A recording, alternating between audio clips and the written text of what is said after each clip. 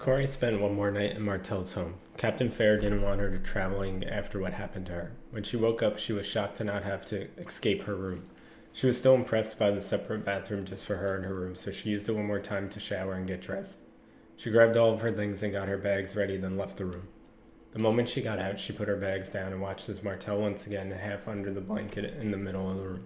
Was once again half under the blanket in the middle of the room. He never explained to her what that was for, but she noticed he wasn't pretending to be old and helpless anymore. Before I go, the moment she spoke, Martel was startled and quickly backed away from whatever was under the blanket. Going to let me in on that mystery? Not sure if you would believe me if I told you. Martel walked over to his chair and grabbed his cane. He stepped back over to the blanket. If I let you see what's under here, you can't tell anyone. Koré was hesitant. She had seen her fair share of weird things lately. Blue elves, psychopaths with hooks. Koré walked over to the blanket. Not sure anything will surprise me anymore.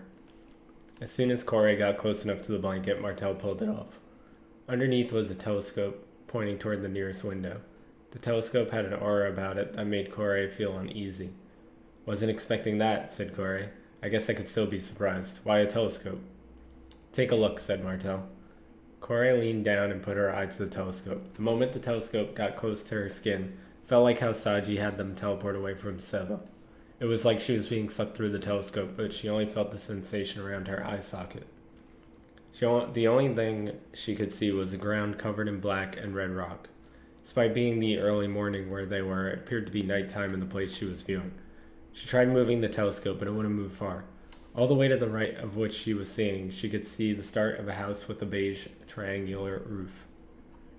When Koré pulled away from the telescope, she had the same shocked feeling she would often see Martel get. Something she assumed was just from her startling him, but now learned that it was something else entirely.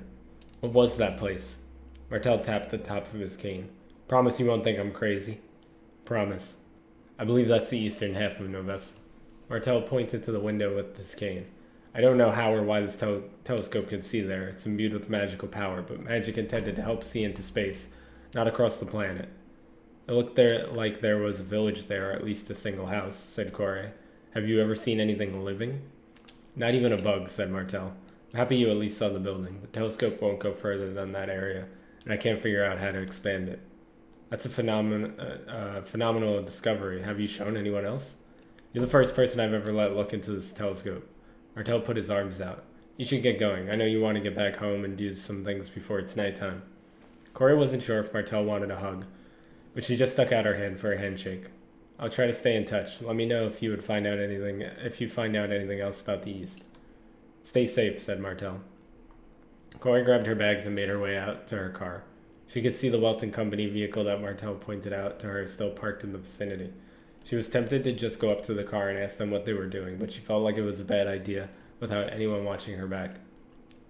She threw her bags in her car and rode for a long time, back to Nova 1. She pulled up in front of Audra's workplace, the coffee shop, Real Magic. When Koré got inside, Audra was cleaning one of the tables that some customers had just used. Her eyes locked with Koré's, and a big smile appeared on her face. When Koré left to get her training, Audra was still recovering from the events in Seva, so Koré was happy to see one of Audra's big smiles again. The girls embraced in a hug in the middle of the coffee shop, grabbing the attention of the remaining customers. Audra shifted Koré around in the hug. Go back to enjoying your coffee, Audra shifted her positioning while still holding Koré. Nothing to see here, she said to the next set of customers. Stop being weird, said Koré, trying to break free. Oh, come on, Koré, I haven't seen you in a few days. Audra hit Koré with the rag she was using to wash the table she was working on, much to the disgust of Koré. Gross. Koré wiped off the sleeve of her suit. What time do you get out of here? Audra rolled her eyes. 4:30. Audra made her way back to the counter and Koré followed her. When you get off work, we should go get dinner with Cindy. Koré looked at the back of the store and noticed a bunch of men in black suits guarding a section of the coffee shop. Dinner sounds nice, said Audra as she organized a set of coffee cups behind the counter. What's with the men in suits? Koré leaned on the counter. She looked behind her at the entrance to make sure no one was coming to stand on line. Oh, I don't know how I forgot to tell you. Audra leaned toward Koré and whispered, Jagger from the Welton Company is here. He's back there? Koré stopped leaning on the counter and went on her tippy toes to try and see Jagger, but she could only see the top of his hair. Why would he be here? Just went to take his order and apparently he's waiting for a date. Audra shrugged. You should have seen the looks on the girls' faces when they heard that's what he said. Not stopping them from waiting for him to move, Koré saw a few girls talking to the security around Jagger. I still don't get the attraction. You and me both, said Audra. Jess didn't feel anything when she talked to him. She seemed a bit scared and intimidated just because of his status, but I didn't see any hearts popping out of her head. Maybe it's magic, said Koré. He's an attractive man, but not that attractive. Anyway, I'll call Cindy and we could set something up for tonight. I'm sure she'll be happy to see you. Audra smiled, but her smile disappeared when one of Jagger's security walked up to the counter. Can I help you with anything? We're fine, said the security guard, waving off Audra. Excuse me. He leaned on the counter and turned to face Koré. Are you Koré? Koré looked at Audra, then at the security guard. Yes, can I help you with something? Mr. Jagger has been waiting for you. Audra stared at her. What are you going to do? Koré adjusted her tie and her suit to make sure everything was fitting properly. I'll at least see what he has to say. Security guard escorted Koré to the crowd of security and female fans. Fans stared at Koré as if they wanted to attack her right then and there. The security guards parted for her, and the table Jagger was sitting at was revealed to her. Jagger was now wearing his mask and had one arm leaning on another chair. Koré tried to make herself look presentable, but Jagger did not do the same for her. His tie was crooked and his vest he normally wore was unbuttoned. He had his hair was pushed back as usual, but it still looked like he just woke up. Have a seat. Jagger put his hand out to present the chair across from him. I've been waiting for you. So I heard. Koré sat down, not sure why. Dressing like us doesn't make you one of us, Jagger said. Don't want to be one of you, Koré smiled. Jagger leaned forward and adjusted his tie, more so because it was in the way. I think I preferred the torn green dress you were wearing in Seva. Koré's smile vanished. Us being there at the same time was just a coincidence. You leaving with that blue elf and the giant guy also a coincidence? Koré lifted her arms to remind Jagger of her constraints when they last met. I was a prisoner, remember? Someone was willing to help me escape. I was going to take them up on the offer.